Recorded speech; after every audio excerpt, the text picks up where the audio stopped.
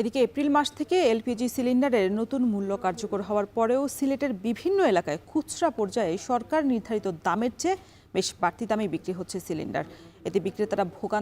এতে বিক্রেতাদের এমন কর্মকাণ্ডে ভোগান্তিতে পড়েছেন সাধারণ গ্রাহক। এদিকে চট্টগ্রামে সরকার নির্ধারিত মূল্যের চেয়েও বিক্রেতাদের কিনতে হচ্ছে ৩ থেকে ৩৫০ টাকা বেশি দিয়ে। এ নিয়ে আরও বিস্তারিত জানাতে সিলেট থেকে যুক্ত হয়েছেন গোলজার আহমেদ এবং চট্টগ্রামে আছেন সহকর্মী কাজী মাহফুজ। গোলজার, বাজারে এলপিজি সিলিন্ডারের দাম বৃদ্ধি নিয়ে কি বলছেন বিক্রেতারা? দেখুন, আসলে প্রতিবারই যখন এলপিজির দাম বাড়ে তখন একটি কৃত্রিম সংকট আসলে তৈরি হয়, বিশেষ করে খুচরা বাজারে। এপ্রিলের প্রথম তারিখ থেকে আসলে এলপিজির 12 কেজি এলপিজি সরকার নির্ধারিত যে দাম ছিল 1728 টাকা, সেই দামে তো আসলে বিক্রি হচ্ছে না, বরং খুচরা পর্যায়ে সেটি 2200 থেকে 2500 টাকার মধ্যে কিন্তু 12 কেজির যে সিলিন্ডার আছে সেটি বিক্রি হচ্ছে। আমরা সকাল থেকে আসলে বিভিন্ন যে খুচরা বাজারগুলো ছিল সেখানে গিয়েছি এবং যারা ডিলার অর্থাৎ পাইকারি বাজারে যারা বিক্রি করেন তাদের ওখানে দেখেছি। পাইকারি বাজারে সাধারণত আজকের যে দাম সেটি হচ্ছে 12 কেজি যে সিলিন্ডার আছে সেটি বিক্রি হচ্ছে 1900 টাকায়, অর্থাৎ সরকার নির্ধারিত দামের চেয়ে প্রায় 80 টাকা বেশিতে। এক্ষেত্রে ডিলাররা বলছেন যে তারা ঢাকা থেকে যেখান থেকে ক্রয় করেন সেখানেই প্রায় 1800 টাকায় কিনতে হয়। তার মধ্যে তাদের যাতায়াত খরচ সহ অন্যান্য খরচ মিলে তারা 1880 টাকার মতো তাদের দাম পড়ে, যার জন্য খুচরা বাজারে তারা বিক্রি করছেন সেটি 1900 টাকায়। কিন্তু খুচরা বাজারে যারা আবার এলপিজি গ্যাস বিক্রি করেন তারা বলছেন যে তাদেরও আসলে একটি সরবরাহ খরচ আছে, সেই খরচ অনুসারে তারা 1900 টাকার বেশি তাদের দামে কিনতে হয় এবং সব মিলিয়ে তারাও প্রায় 2200 থেকে 2500 টাকার মধ্যে কিনছেন। এক্ষেত্রে আসলে সাধারণ গ্রাহক যারা আছেন তারা অনেকটাই বিপাকে এবং সাধারণ গ্রাহকরা বলছেন যে বাজার তদারকির যে বিষয়টি দুর্বলতা আছে সেখানে ব্যবসায়ী যারা আছেন, বিশেষ করে খুচরা বাজারের ব্যবসায়ী, তারা আসলে সিন্ডিকেট তৈরি করেন এবং তারা তাদের মতো দাম নির্ধারণ করে সেটি বিক্রি করেন। যদিও আমরা রমজানে দেখেছিলাম যে এলপিজি গ্যাসের দাম নির্ধারণ করার পর বিশেষ করে ভোক্তা সংরক্ষণ অধিদপ্তর এবং সংশ্লিষ্ট বাজার মনিটরিং কমিটি কিছুটা তদারকি করলেও মূলত ঈদের পরবর্তী সময়ে সেই মনিটরিংটা কমে যাওয়ায় এই দামটা প্রভাব পড়েছে। এক্ষেত্রে যারা বাজার নিয়ন্ত্রণ করছেন তাদেরকে আসলে সাধারণ ক্রেতা বা ভোক্তা যারা আছেন তারা কিন্তু দোষারোপ করছেন এবং বলছেন যে জেলা প্রশাসন সহ ভোক্তা সংরক্ষণ অধিদপ্তর এবং সংশ্লিষ্ট বাজার মনিটরিং কমিটি যদি এদিকে তদারকি বাড়ায় তাহলে হয়তো বা সাধারণ মানুষের যে আশ্বস্তের যে জায়গা এবং তাদের যে ভোক্তার অধিকার নিশ্চিত করার যে জায়গা সেটি অনেকটা নিশ্চিত হবে। তা না হলে বাজারের এই যে হজবরল একটি অবস্থা সেখান থেকে আসলে কোনোভাবেই বের হওয়া সম্ভব নয়।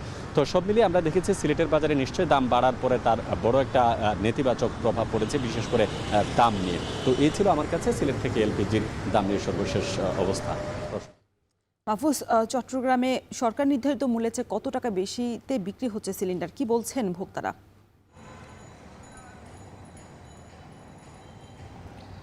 দেখুন, চট্টগ্রামে সরকার নির্ধারিত যে দাম সেই দামকে তোয়াক্কা না করে মূলত গ্যাস বিক্রি হচ্ছে, বিশেষ করে এলপি গ্যাস।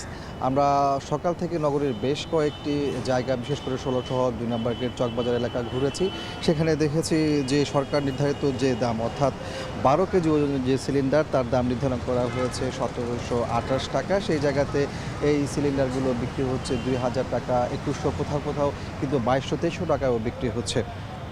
বিশেষ করে নিম্ন মধ্যবিত্ত আয়ের যে মানুষগুলো এই সিলিন্ডার নির্ভর তারা কিন্তু বেশ ভোগান্তির মধ্যে পড়েছে এবং এলপি গ্যাসের সংকটও কিন্তু এখানে দেখানো হচ্ছে। বিশেষ করে যারা খুচরা ব্যবসায়ী আছেন তারা বলছেন যে প্রত্যাশিত গ্যাস সিলিন্ডার তারা পাচ্ছেন না এবং যেখানে 100 সিলিন্ডার চাওয়া হচ্ছে সেখানে দেওয়া হচ্ছে 20 থেকে 25 সিলিন্ডার। আর খুচরা যে সকল ব্যবসায়ী আছেন তারা বলছেন ডিলারদের কাছ থেকে মূলত বেশি দামেই এই সিলিন্ডারগুলো সংগ্রহ করতে হচ্ছে, যার কারণে বেশি দাম দিয়ে বিক্রি করতে হচ্ছে। ডিলাররা কিন্তু সরকার নির্ধারিত দামের চেয়ে 300 থেকে 350 টাকা বেশিতেই কিন্তু খুচরা ব্যবসায়ীদের কাছে এই সিলিন্ডারগুলো দিচ্ছেন।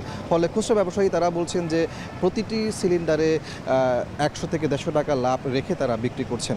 কিন্তু এই জায়গা থেকে সরকারের যে সংস্থাগুলো আছে, বিশেষ করে এনার্জি রেগুলেটরি সংস্থা রয়েছে, ভোক্তা অধিকার প্রতিযোগিতা কমিশন, জেলা প্রশাসন, এই সকল প্রতিষ্ঠানগুলো কেউ কিন্তু তদারকিতে নেই, আমরা তেমনটি দেখতে পাচ্ছি। এবং যারা এখানে ভোক্তা রয়েছেন, গ্রাহক রয়েছেন, তারাও কিন্তু সেই অভিযোগটি করছেন। তারা বলছেন যে সরকারের পক্ষ থেকে এই যে একটা নৈরাজ্য তৈরি হয়েছে গ্যাসের বাজারে, সেখানে কোনো ধরনের মনিটরিং কার্যক্রম পরিচালনা করা হচ্ছে না। ফলে ডিলার থেকে শুরু করে ব্যবসায়ী, পাইকারি ব্যবসায়ী, খুচরা ব্যবসায়ী প্রত্যেকে কিন্তু বেশি দাম দিয়ে এই গ্যাস বিক্রি করছে।